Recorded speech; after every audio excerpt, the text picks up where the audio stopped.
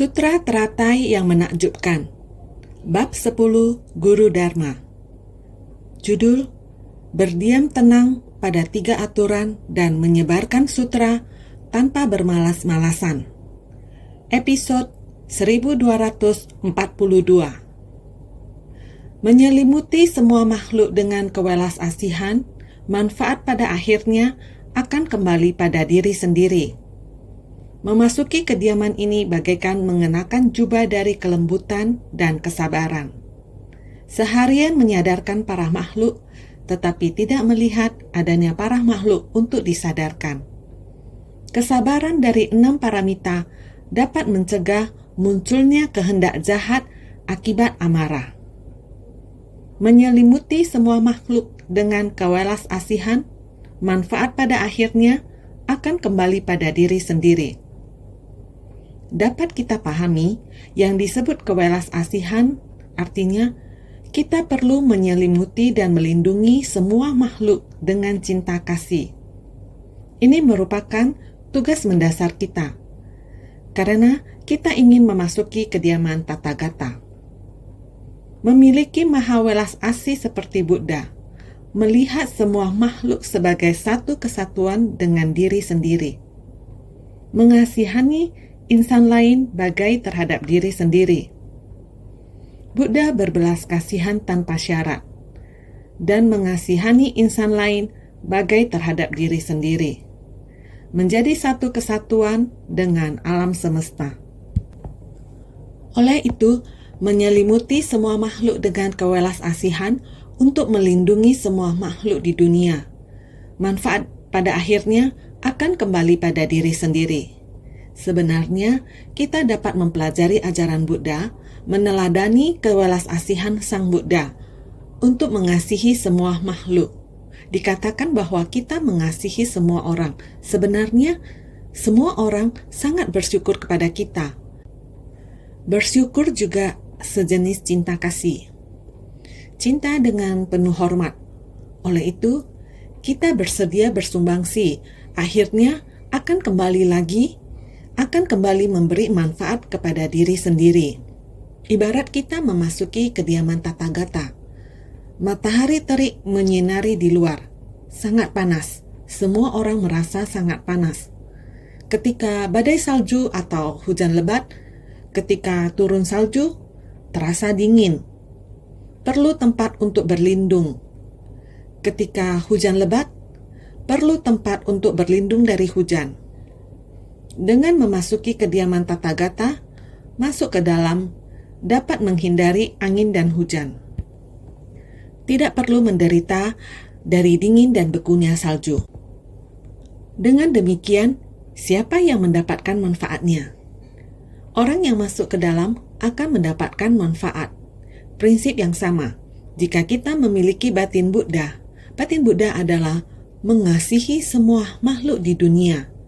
Sesungguhnya kita juga telah menikmati rasa syukur dari semua makhluk di dunia. Maka kita harus bersyukur, saling berterima kasih, masing-masing mendapatkan manfaatnya. Oleh itu, menyelimuti semua makhluk dengan maha welas asih, manfaat pada akhirnya akan kembali pada diri sendiri. Pada diri kita sendiri, kita harus bersungguh hati menghayati. Jika semua makhluk di dunia aman dan damai, dengan sendirinya kita juga akan aman dan damai. Memasuki kediaman ini bagaikan mengenakan jubah dari kelembutan dan kesabaran. Kewelas asihan agung sebagai kediaman. Kelemah lembutan dan kesabaran sebagai jubah. Jika kita memasuki kediaman ini, maka akan merasa seperti mengenakan pakaian yang sangat hangat. Tidak perlu khawatir dengan cuaca yang sangat dingin.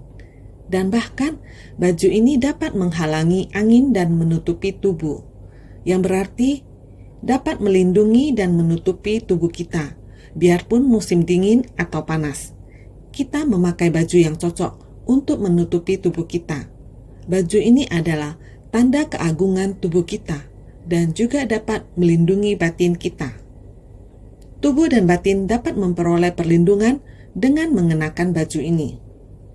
Seharian menyadarkan para makhluk, tetapi tidak melihat adanya para makhluk untuk disadarkan. Dikatakan bahwa kita akan menyelamatkan makhluk hidup, tetapi sebenarnya tidak ada makhluk hidup yang harus diselamatkan, karena pada hakikatnya setiap orang memiliki sifat hakiki Tathagata yang demikian adanya. Sehingga orang pada hakikatnya memiliki kemampuan dan potensi terpendam. Semua orang memiliki kemampuan yang sama seperti kita. Jadi, Anda ingin pergi menyelamatkan siapa? Jadi, jika kita ingin menyelamatkan orang, sebenarnya kita sendiri yang diselamatkan oleh Dharma. Jiwa kebijaksanaan kita bisa bertumbuh, karena kehidupan masa lampau kita dipengaruhi secara berkesinambungan. Memiliki jodoh di kehidupan saat ini. Mari kita tinjau kembali Dharma ini. Jodoh ini kita dapat sebarkan kepada semua orang. Orang yang berjodoh dengan sendirinya akan mendekat dan mendengar. Begitu mendengar, maka dengan sendirinya akan merasa senang. Dan ada kesan batin, sama juga dia juga dapat memperoleh perlindungan Buddha, seperti yang kita bahas sebelumnya.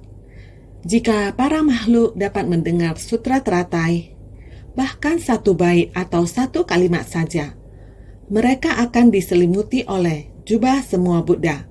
Selama kita mendengarkan sutra ini, menimbulkan kegembiraan dan memasukinya sendiri. Mulai memasuki pintu Dharma ini, kita kemudian dapat memahami bagaimana menerapkan Dharma dalam kehidupan kita sehari-hari. Kita mengubah para makhluk hidup sepanjang hari, menghabiskan sepanjang hari hanya menerapkan Dharma dalam kehidupan kita sehari-hari. Lalu ajaran apa lagi yang tersisa untuk diajarkan untuk mengubah orang? Setiap orang memiliki kapasitas bawaan ini. Setiap orang memiliki potensi terpendam ini. Kita semua dapat menggunakan ini untuk menegakkan sutra dan menyebarkan Dharma. Selama kita mengikuti pedoman ini saat kita berjalan, maka kita selalu mengajarkan Dharma dalam hidup kita. Seperti di Zimbabwe, Mr. Chu sudah berada di Zimbabwe selama bertahun-tahun, sudah berada di lokasi setempat.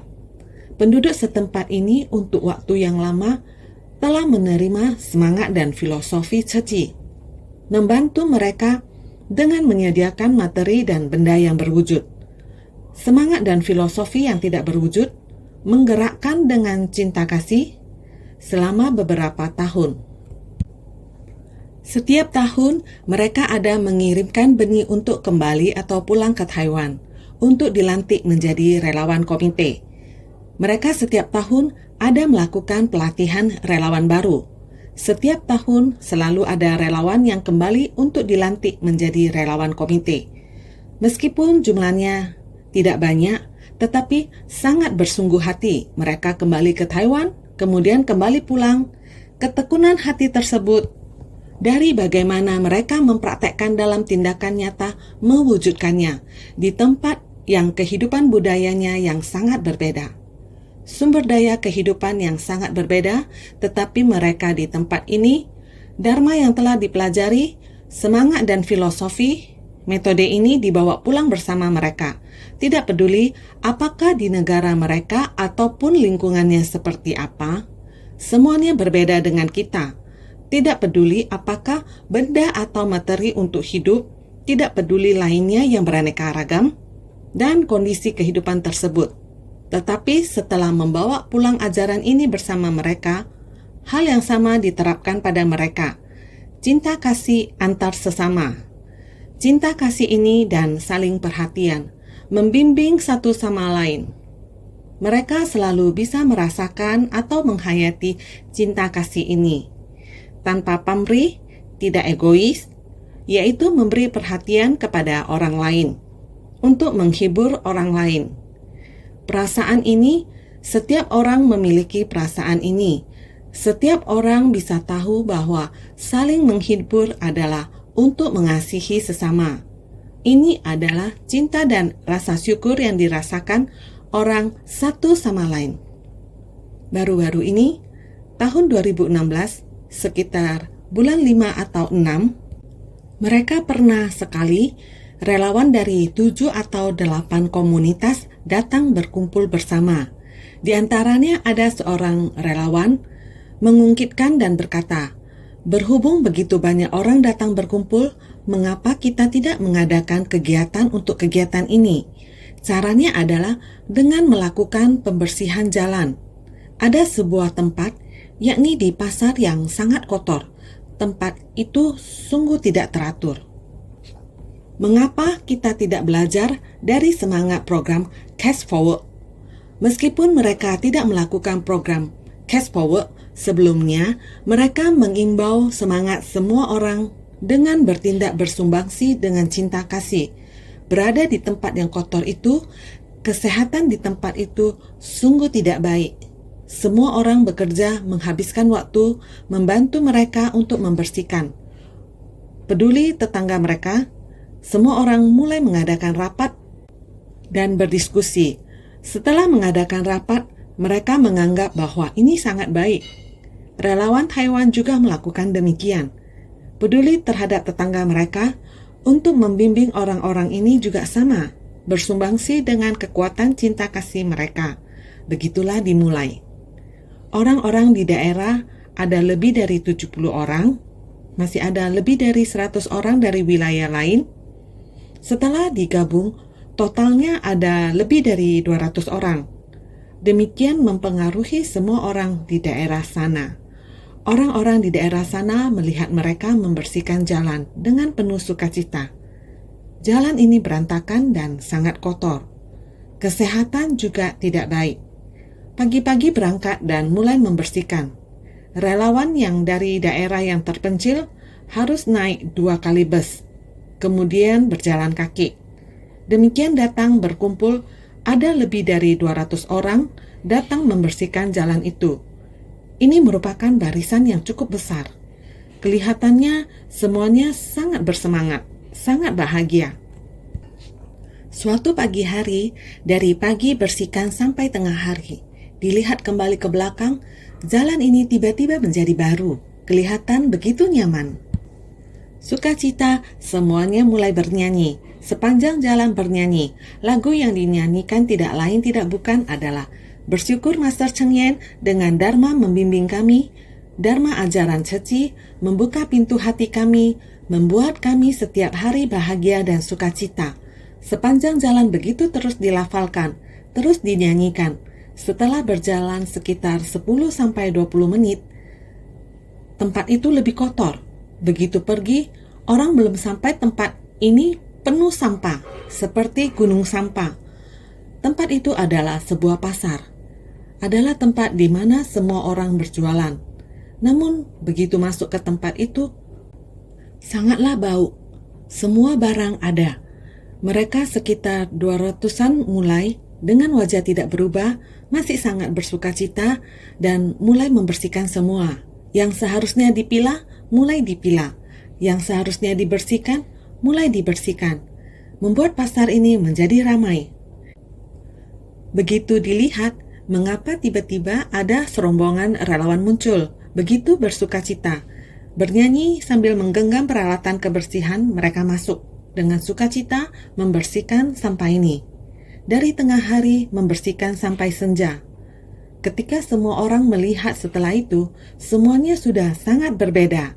Pedagang yang sejak pagi di tempat tersebut, pembeli dan penjual demikian berdiri di sana, berdiskusi tentang apa yang sedang terjadi. Dari mana mereka berasal? Seseorang mengatakan, mereka berasal dari Taiwan. Mereka disebut Ceci. Mereka sering datang untuk menyalurkan barang. Orang lain berkata, mereka merupakan penduduk lokal yang membawa semangat cinta kasih dari Taiwan. Mereka membawa itu kemari. Semuanya orang yang melakukan bisnis dan konsumennya mulai berdiskusi tentang ini. Sebagian orang semuanya sangat tersentuh oleh hal ini. Setelah grup ini selesai melakukan kebersihan dari siang hingga malam, sebagian orang menjalankan bisnisnya di sana menuju ke mereka dan berkata, "Terima kasih untuk apa yang telah kamu lakukan. Kamu mengambil daerah yang tidak steril dan tempat yang bau. Dan pada waktu setengah hari kalian merubahnya secara total. Kita semua merasa malu. Ketika kita menjalankan bisnis dan menjual barang kita membuang semua sampah kita di sana. Mulai dari sekarang, kita tidak akan membuang sampah kita. Satu orang dari mereka berkata, "Saya berharap sejak saya menjalankan bisnis di sini, saya juga bisa bekerja menjaga tempat ini untuk tetap bersih. Saya juga ingin sama seperti mereka." Kejadian ini baru terjadi beberapa hari ini pada tahun 2016. Terjadi di Zimbabwe, sebuah negara di Afrika. Inilah cinta kasih, sumbangsi dari cinta kasih. Menurutmu, apakah ada dharma yang bisa diberikan kepada mereka?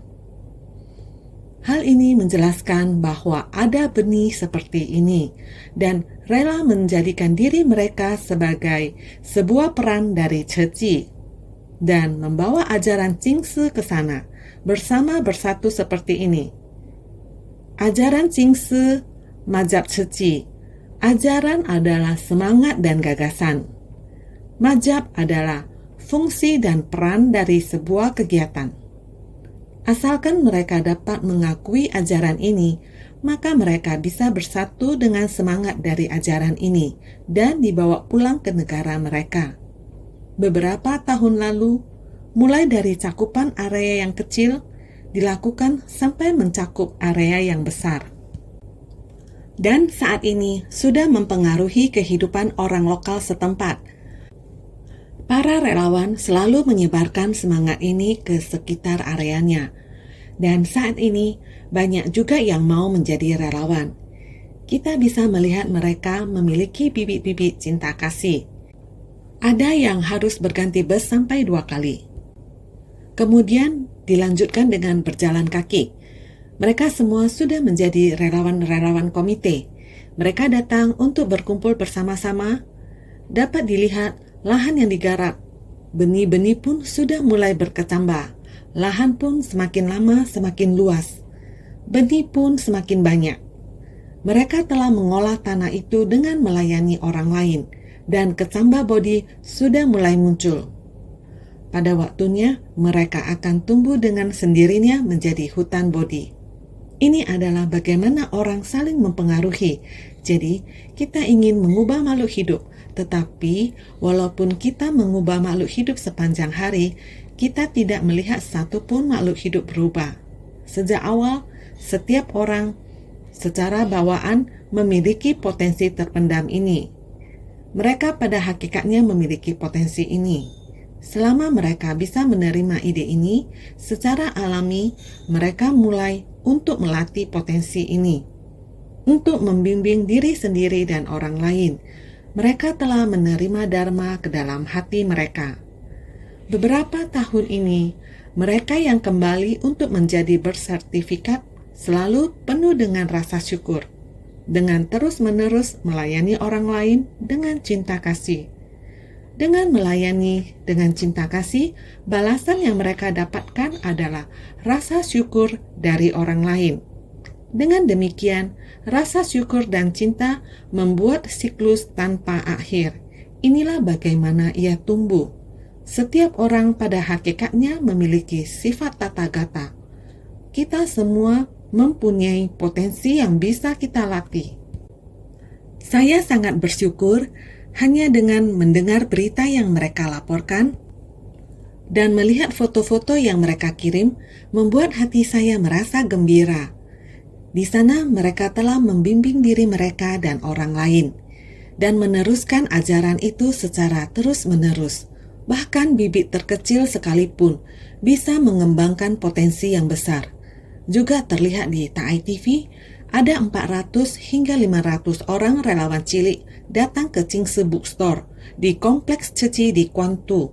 Di tempat itu, mereka melakukan adaptasi pementasan sutra, mulai dari Sutra Baisaja Guru, 12 Ikrar Agung dari Tathagata Baisaja Guru, Sutra Makna Tanpa Batas, mulai dari Gata Sutra Makna Tanpa Batas sampai Sutra Teratai. Bunga teratai tumbuh mekar dari lumpur. dalam waktu lebih dari 2 jam. Anak-anak mulai dari umur 3 sampai 12 tahun.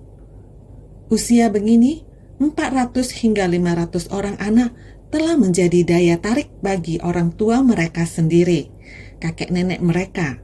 Dengan demikian, maka sekitar lebih dari 2.000 orang di dalam kompleks Ceci Kwantu benar-benar sedang menyadarkan para makhluk, baik di atas ataupun di bawah. Setiap ruangan terisi penuh. Anak-anak ini telah menyadarkan 3 generasi keluarga mereka.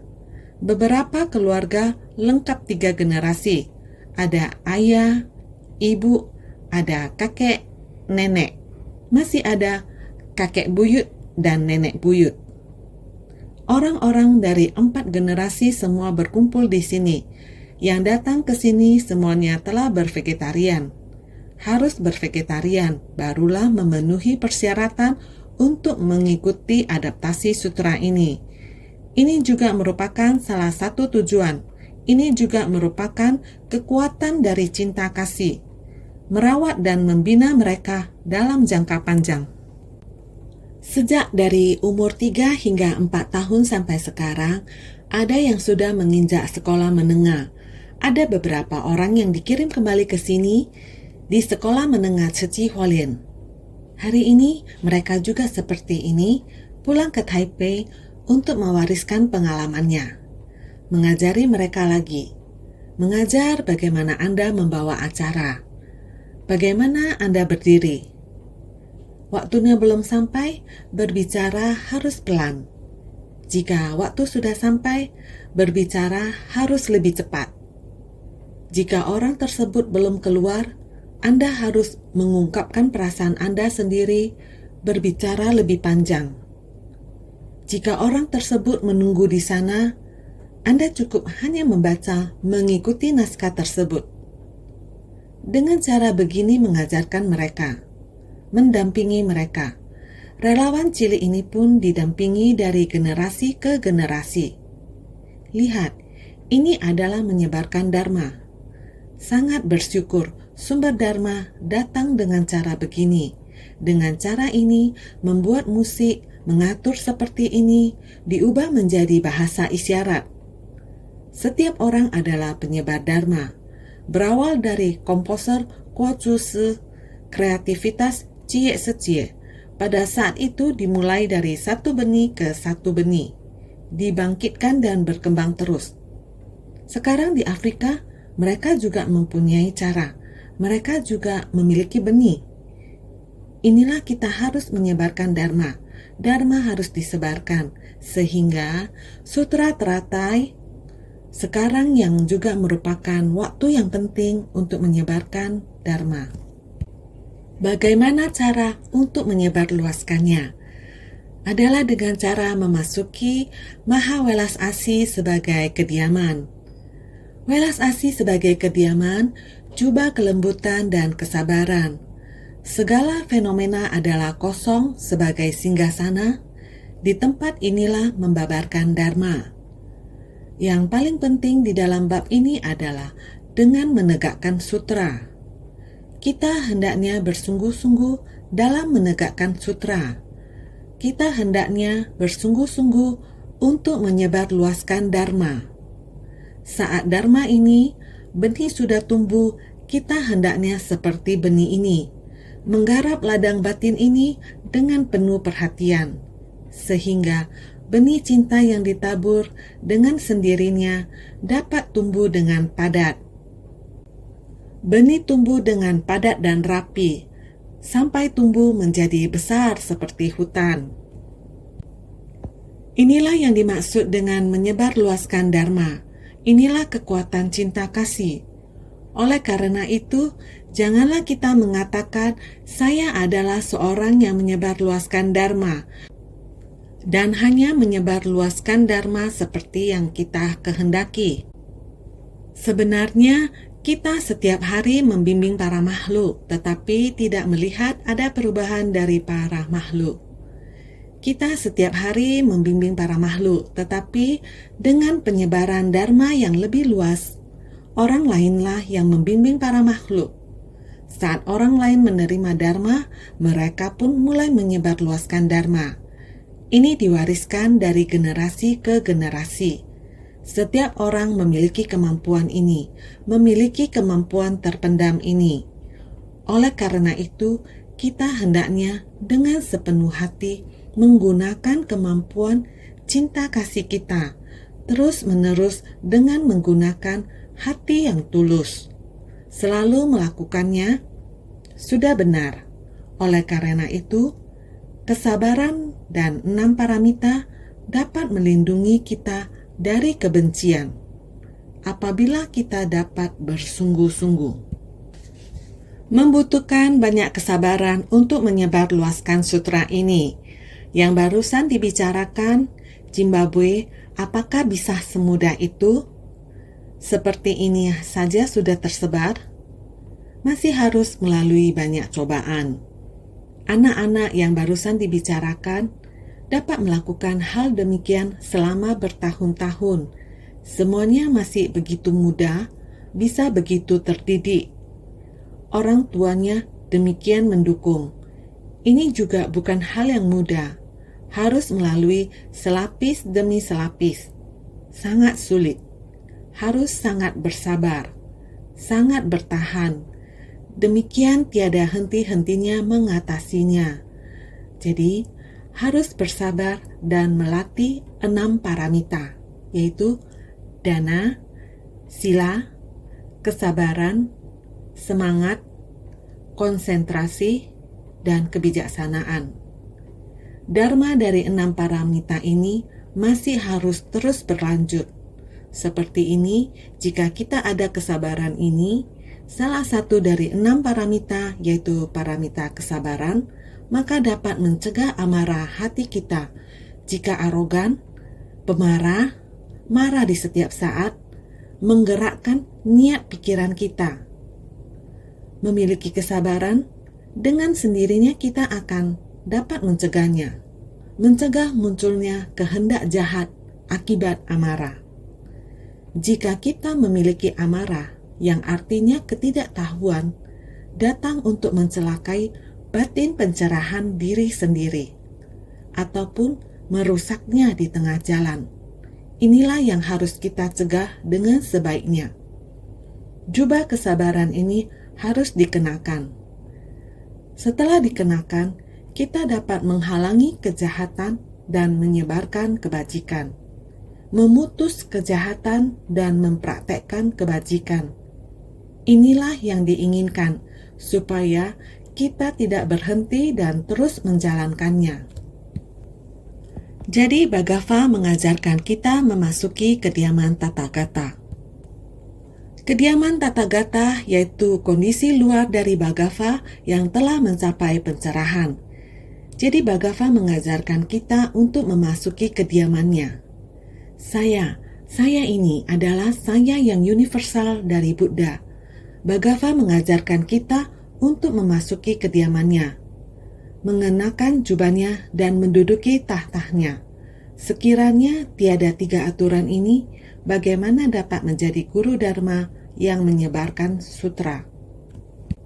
5 jenis guru Dharma menggunakan 3 aturan ini untuk mengatur diri sendiri. Maka dikatakan berdiam dengan tenang di dalamnya dan menggunakannya untuk membimbing orang lain. Membabarkan Dharma tanpa hati bermalas-malasan. Sang Buddha telah tercerahkan. Segala sesuatu di alam semesta ini berpadu menjadi satu. Ini adalah kediaman Buddha. Masuk ke dalam kediaman Tathagata. Maka dikatakan memasuki kediamannya, yaitu masuk ke dalam kediaman Tathagata. Mengenakan jubahnya, yaitu mengenakan jubah Tathagata. Menduduki tahtanya, yaitu tahta dari Tathagata. Sekiranya tiada 3 aturan ini, bagaimana dapat menjadi guru Dharma yang menyebarkan sutra? Sekiranya tidak ada 3 aturan ini, hendaknya memasuki kediaman dari Tathagata, memakai jubah Tathagata, Menduduki tatah dari tata gata, jika dharma ini tidak ada, bagaimana dapat menyebarkan dharma dan memberi manfaat kepada para makhluk? Jadi, harus ada dharma yang demikian, baru dapat menjadi guru dharma. Orang yang membabarkan dharma. Oleh karena itu, 5 jenis guru dharma yang disebutkan di dalam sutra ini. Sebelumnya kita sudah pernah membahas 5 jenis guru dharma. Harus menggunakan 3 aturan ini untuk mengatur diri sendiri. Berdiam dengan tenang di dalamnya dan menggunakannya untuk membimbing orang lain. Membabarkan dharma tanpa hati bermalas-malasan. 3 jenis dharma ini, 3 aturan ini, kita semua harus selalu mengingatnya. Baru saja mengatakan, hendaknya memasuki kediaman dari Tathagata, mengenakan jubah Tathagata, dan menduduki tatah dari Tathagata. 3 aturan ini, maha welas asih sebagai kediaman, jubah kelembutan dan kesabaran, segala fenomena adalah kosong sebagai singgasana. Ini adalah tatah dari Tathagata, mengenakan jubah Tathagata, kediaman dari Tathagata. Ini adalah 3 aturan, berdiam dengan tenang di dalamnya. Kita baru dapat demikian. Hati selalu sangat penuh perhatian, sangat tekun. Apa yang disebut sebagai 5 jenis guru dharma? Mari ulangi belajar sekali lagi. 5 jenis guru dharma yaitu 1. Guru dharma yang menerima dan menegakkan sutra. 2. Guru dharma yang membaca sutra. 3. Guru dharma yang melafalkan sutra. 4. Guru dharma yang menjelaskan sutra. 5. Guru dharma yang menyalin sutra. Orang-orang yang menyebarluaskan sutra teratai dengan 5 metode ini disebut 5 jenis guru dharma. Sutra harus diteruskan. Selama era Sang Buddha, Buddha menghimbau agar semuanya bisa membaca dan melafalkan sutra. Artinya, mereka harus menghafal sutra, tidak seperti kita saat ini di mana percetakan sangat mudah. Kita bisa mengambil barang hanya dengan mengulurkan tangan. Namun mereka di masa lalu tidak ada kemudahan ini. Di masa lalu mereka harus membaca, melafalkan, dan menghafal. Menghafalnya hingga ke dalam batin. Tanpa percetakan, mereka butuh orang untuk menulisnya, menulis dan menyalinnya, agar bisa disebarkan kepada banyak orang untuk dibaca. Jadi, perlu untuk menerima dan menegakkan, membaca, melafalkan, dan menyalinnya. Beginilah bagaimana sutra disebarkan. Yang paling penting adalah membabarkan sutra dan mempraktekkannya. Ini adalah yang paling penting, sebagaimana yang disebutkan dalam naskah sutra sebelumnya. Kediaman Tathagata adalah hati maha welas asih terhadap semua makhluk. Jubah Tathagata adalah hati penuh kelembutan dan kesabaran. Tatah Tathagata adalah kekosongan dari segala dharma. Dikutip dari Sutra Teratai bab 10 Guru Dharma. Ini sudah disebutkan sebelumnya. Kita semua harus bersungguh hati, berdiam dengan tenang di dalamnya, kemudian dengan hati tanpa bermalas-malasan demi para bodhisattva dan 4 kelompok siswa membabarkan Sutra Teratai ini secara luas. Dikutip dari Sutra Teratai bab 10 Guru Dharma. Pertama-tama kita mesti berdiam dengan tenang. Berdiam dengan tenang di dalam 3 aturan ini. Kemudian kita harus giat, jangan bermalas-malasan.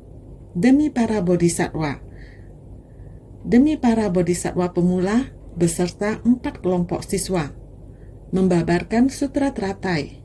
Ini semua adalah para bodhisattva pemula, praktisi rumah tangga, praktisi yang meninggalkan kehidupan berkeluarga. Ini dinamakan 4 kelompok siswa. Berdiam dengan tenang di dalamnya artinya berdiam tenang pada tatah daripada cita kasih, kesabaran dan kekosongan dari fenomena dharma. Guru Dharma menggunakan 3 aturan ini untuk mengatur diri sendiri, makanya dikatakan berdiam dengan tenang di dalamnya. Berdiam dengan tenang di dalamnya artinya berdiam tenang pada tahta daripada cinta kasih, kesabaran, dan kekosongan dari fenomena Dharma. Kita semua harus jelas tentang ini. Guru Dharma menggunakan 3 aturan ini untuk mengatur diri sendiri. Mereka yang mengajarkan Dharma harus menggunakan 3 aturan ini sebagai aturan bagi diri sendiri. Mereka harus memiliki aturan untuk ditaati. Guru Dharma menggunakan 3 aturan ini untuk mengatur diri sendiri, makanya dikatakan berdiam dengan tenang di dalamnya. Ketika kita mengajarkan Dharma, kalau kita sendiri tidak memiliki aturan, kalau kita tidak memiliki aturan bagi diri sendiri, maka kita tidak layak untuk mengajarkan Dharma. Kemudian, dengan hati tanpa bermalas-malasan, meski dapat mengasihi dan bersabar, memahami sifat kosong daripada fenomena Dharma. Akan tetapi, jika bermalas-malasan adalah sulit untuk menyebarkan sutra, makanya dikatakan dalam sutra, dengan hati tanpa bermalas-malasan. Maka kemudian dengan hati tanpa bermalas-malasan harus ada 3 aturan ini. Hati harus sangat tekun bersemangat, harus sangat bertekad besar. Kalau tidak, sutra yang begitu panjang, Dharma yang begitu kaya, seharusnya dapat memperbaiki dunia, bukan hanya untuk dibaca. Gaya hidup manusia zaman sekarang, cara seperti apa yang diperlukan untuk digunakan di dunia, ini perlu sangat bersungguh hati, harus sangat sabar. Bukan waktu yang pendek, dibutuhkan waktu yang panjang. Menggunakan Dharma di dalam kehidupan ini untuk memobilisasi, ini perlu disesuaikan dengan gaya hidup manusia.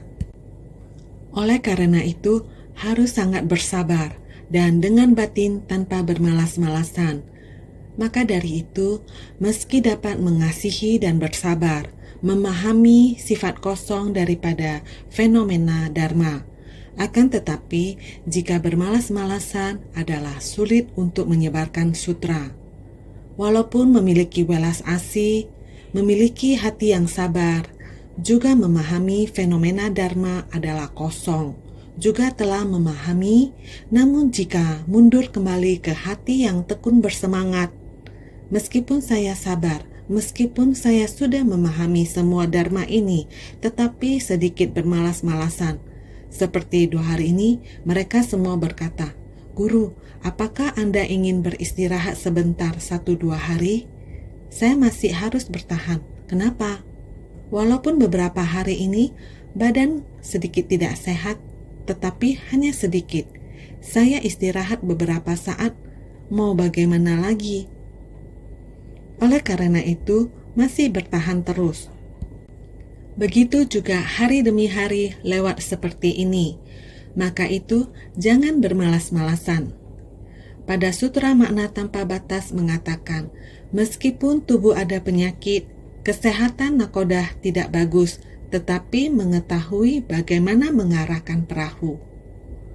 Perahu yang sama dapat membawa penumpang menyeberang, maka tidak boleh bermalas-malasan.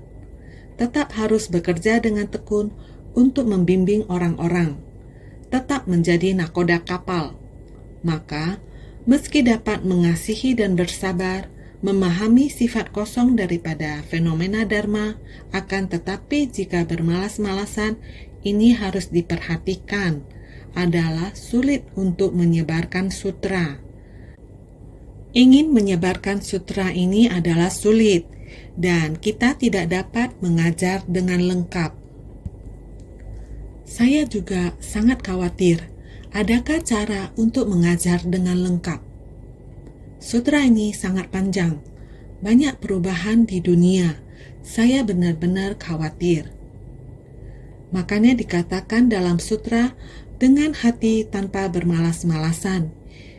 Yang kita bisa lakukan adalah bertahan, tidak bermalas-malasan. Kita harus menyebarkan Dharma sepanjang hidup kita. kondisi kehidupan ini, tidak peduli berapa lama kehidupan kita bertahan, kehidupan mengikuti kondisi kehidupan, mengikuti hukum alam. Inilah satu-satunya jalan. Kemudian dikatakan, dengan ini membimbing orang menggunakan ajaran ini. 3 arahan untuk membimbing. Makanya dikatakan membabarkan dharma dengan hati tanpa bermalas-malasan. Tidak boleh bermalas-malasan, harus mengikuti 3 arahan.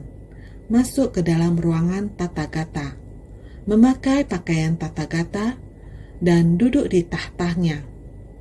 Menyebarkan ajaran dharma ini tanpa bermalas-malasan, harus terus dilanjutkan. Demikian menyebarkan dharma. Dengan ini membimbing orang, makanya dikatakan membabarkan dharma dengan hati tanpa bermalas-malasan.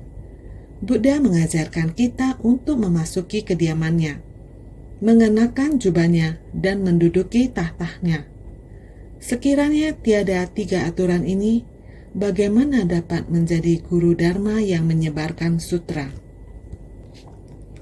Demi para bodhisattva dan 4 kelompok siswa, membabarkan sutra ini secara luas, membabarkan dharma bagi orang-orang. Dikatakan kalau orang yang membabarkan dharma dapat menyimpan tekad demikian dan tidak bermalas-malasan, barulah merupakan tata cara untuk membabarkan sutra ini pada era kemunduran dharma. Dengan demikian, barulah dapat membabarkan sutra ini kepada para bodhisattva. Oleh karena itu, 3 aturan ini sangat penting. Selain itu, kita tidak boleh menjadi lamban. Jadi, demi para bodhisattva dan 4 kelompok siswa, membabarkan sutra ini secara luas. Jadi untuk semua bodhisattva dan 4 kelompok siswa yang membabarkan sutra teratai ini adalah mengajarkan dharma demi orang lain. Demi para bodhisattva dan 4 kelompok siswa, membabarkan sutra ini secara luas, membabarkan dharma bagi orang-orang. Dikatakan kalau orang yang membabarkan dharma dapat menyimpan tekad demikian dan tidak bermalas-malasan, barulah merupakan tata cara untuk membabarkan sutra ini pada era kemunduran dharma. Dengan demikian, barulah dapat membabarkan sutra ini kepada para bodhisattva. 4 kelompok siswa adalah praktisi monastik dan awam. Masing-masing dengan praktisi pria dan wanita, sutra teratai bukan hanya untuk para monastik untuk mengajarkan kepada praktisi awam, sama sekali tidak. Para monastik juga harus mendengarkan dharma dengan sungguh-sungguh. Hanya dengan bersungguh hati dalam mendengarkan dharma, kita dapat memiliki cara untuk mewariskan ajaran, untuk saling menguntungkan dari 4 kelompok siswa. Baik kita seorang praktisi monastik ataupun awam, kita meneruskannya untuk 4 kelompok siswa. Sebagai praktisi Buddhis, selama ada yang bersungguh hati dalam mempelajari ajaran Buddha Dharma, kita harus dengan bersungguh hati membabarkan ajaran untuk mereka. Untuk melakukan ini, kita harus menggunakan 3 prinsip ini. Kita tidak boleh malas, kita harus rajin. Kita harus melakukan ini demi bodhisattva di masa depan. Selalu ada bodhisattva yang memiliki niat. Mereka mungkin seorang monastik ataupun praktisi awam. Kita harus terus membabarkan dharma kepada mereka. Ini adalah membabarkan dharma bagi orang-orang. Dikatakan kalau orang yang membabarkan dharma dapat menyimpan tekad demikian dan tidak bermalas-malasan. Orang yang membabarkan sutra teratai hanya menyimpan tekad demikian saja. Sangat sederhana, sangat polos, yaitu 1 hari 1 tekad hendak menyebarkan dharma, menegakkan sutra, melantunkan sutra, dan juga menyalin sutra, membabarkan sutra dan lain-lain. Begitu sederhana, begitu polos. Dapat menyimpan tekad demikian dan tidak bermalas-malasan, yaitu 1 hati, 1 tekad. Melakukan tindakan dengan tubuh, semuanya berada dalam sutra, dharma ini. Sutra dan dharma telah membuat kita dalam kehidupan banyak dharma yang berlimpah. Bila cara kehidupan kita digunakan dalam kitab sutra ini, kitab sutra digunakan dalam kehidupan, tidak ada hal lain yang rumit. Inilah menyimpan tekad. Orang yang membabarkan dharma dapat menyimpan tekad demikian dan tidak bermalas-malasan. Menyimpan hendaknya memasuki kediaman dari Tathagata, mengenakan jubah Tathagata dan menduduki tatah dari Tathagata. Menyimpan tekad demikian juga tidak bermalasan. Barulah merupakan tata cara untuk membabarkan sutra ini pada era kemunduran Dharma. Ini adalah tata cara untuk orang yang membabarkan sutra ini. Pada era kemunduran Dharma, 3 jenis tata cara ini, yaitu kediaman dari Tathagata, jubah kesabaran, tatah kekosongan dari segala dharma. Inilah prinsip kita membabarkan dharma di masa mendatang. Dengan demikian, barulah dapat membabarkan sutra ini kepada para bodhisattva. Mempunyai batin yang polos, niat yang kokoh, dengan sendirinya kita bisa demi era kemunduran dharma, yaitu dunia penuh kekeruhan. Kita sekarang, dharma telah berakhir. Dharma pada era kemunduran dharma. Era kemunduran, dunia jahat.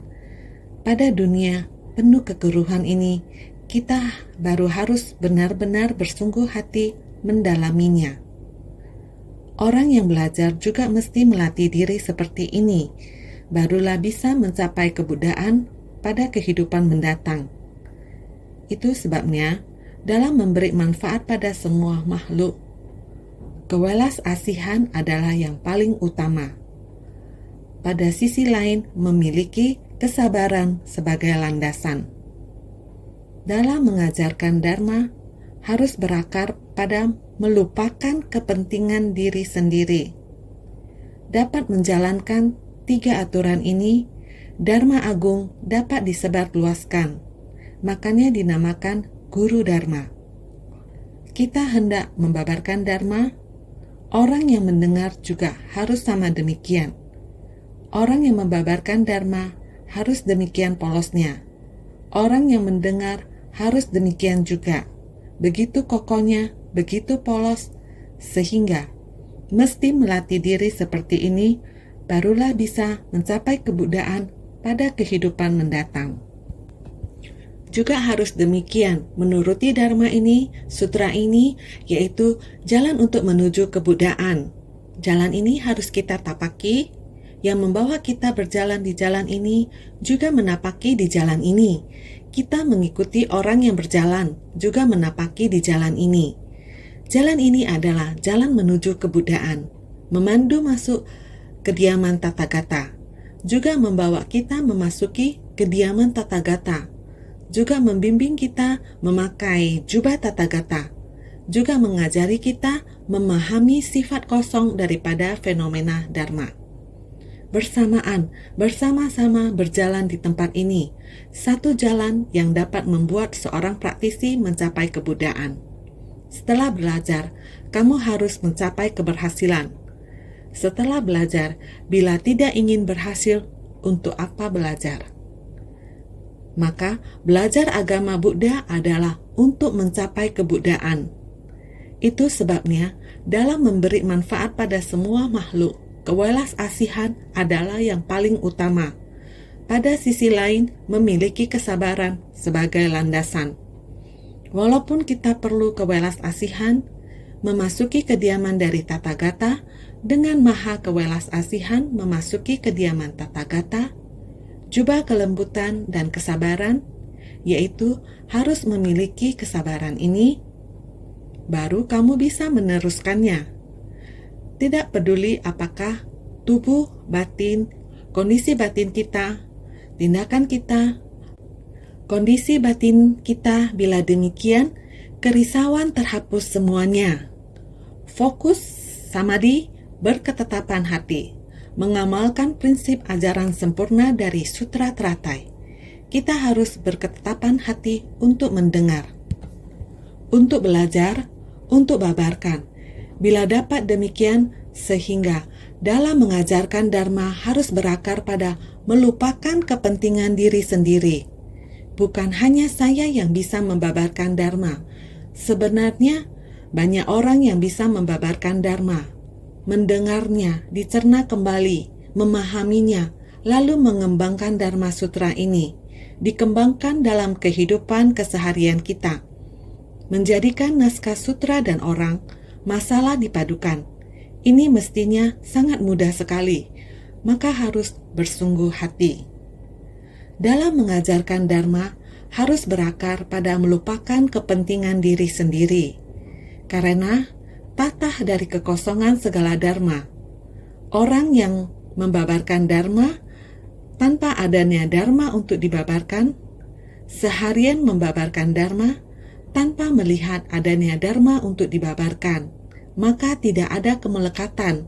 Jangan membesar-besarkan diri, sehingga dapat menjalankan 3 aturan ini. Dharma agung dapat disebarluaskan, makanya dinamakan Guru Dharma. Harus menuruti 3 aturan ini. Ajaran sempurna ini. Sutra teratai adalah ajaran sempurna.